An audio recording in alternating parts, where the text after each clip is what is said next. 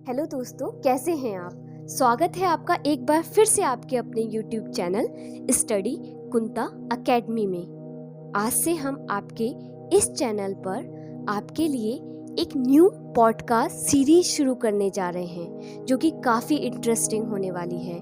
यह सीरीज़ है इतिहास के कुछ अनसुने और वेरी इंटरेस्टिंग किस्से कहानियों पर। और आज की जो कहानी है वो है प्यार में मिले धोखे की। यह कहानी है नंद वंश के संस्थापक महापद्म नंद की। चलिए तो शुरू करते हैं। चौथी शताब्दी ईसा पूर्व गंगा किनारे बसे पाटलिपुत्र में हलचल थी क्योंकि कुछ बड़ा होने वाला था।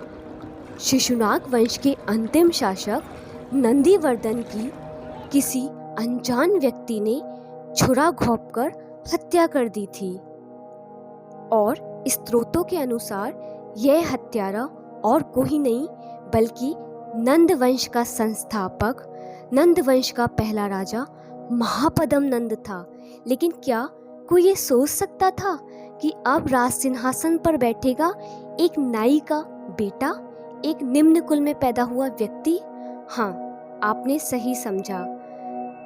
नंद वंश का संस्थापक महापद्म नंद एक नाई का पुत्र था और उसकी गद्दी पर बैठने की जो कहानी यूनानी लेखक बताते हैं वो बहुत ही इंटरेस्टिंग है, जो कि आपको सुननी चाहिए। यूनानी लेखक कर्टियस के अनुसार महापद्म नंद अत्यंत ही सुंदर था और बहुत ही कूटनीतिज्ञ और लालची भी। अपनी सुंदरता का फायदा उठाकर उसने उस समय जो रानी थी उसे अपने प्रेम जाल में फंसा लिया। मतलब कि शिशुनाग वंश के अंतिम शासक नंदीवर्धन की पत्नी को, और रानी के साथ मिलकर दोनों ने धोखे से नंदीवर्धन की हत्या कर दी। बाद में वह गद्दी के लालच में रानी की भी हत्या कर देता है। इस तरीके से उस रानी ने, जिसने अपने पति की हत्या करी अपने प्यार को पाने के लिए, अंत में उनका भी अंत हो जाता है।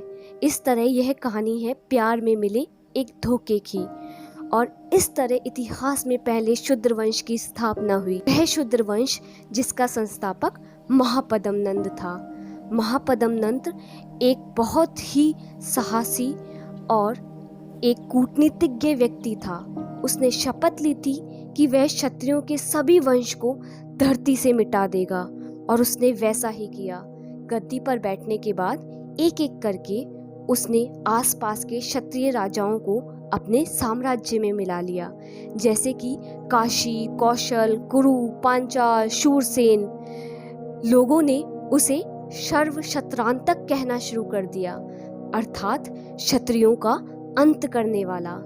और इस तरीके से महापद्म नंद ने नंद वंश की स्थापना करी, जिसके अंतिम शासक धनानंद की हत्या करके चंद्रगुप्त मौर्य और कौटिल्य ने एक नए वंश की स्थापना करी, जिसे कि इतिहास में मौर्य वंश के नाम से जानते हैं। और ऐसी ही काफ़ी किस्से कहानियाँ आपको इतिहास में मिलती है जो कि अनछुई है और कम ही लोगों तक पहुँची है।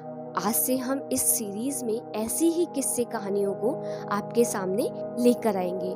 तो आज की ये कहानी थी महापद्म नंद और शिशुनाग वंश के अंतिम शासक नंदीवर्धन की पत्नी की प्रेम कहानी, जिसमें महापद्म नंद ने शिशुनाग वंश के अंतिम शासक नंदीवर्धन की हत्या करके नंद वंश की स्थापना करी। चलिए तो मिलते हैं अगले पॉडकास्ट में। तब तक के लिए आप यूं ही बने रहिए, और अगर आपको यह पसंद आया है तो अपने दोस्तों के साथ शेयर कीजिए, सब्सक्राइब कीजिए, लाइक कीजिए। Thank you.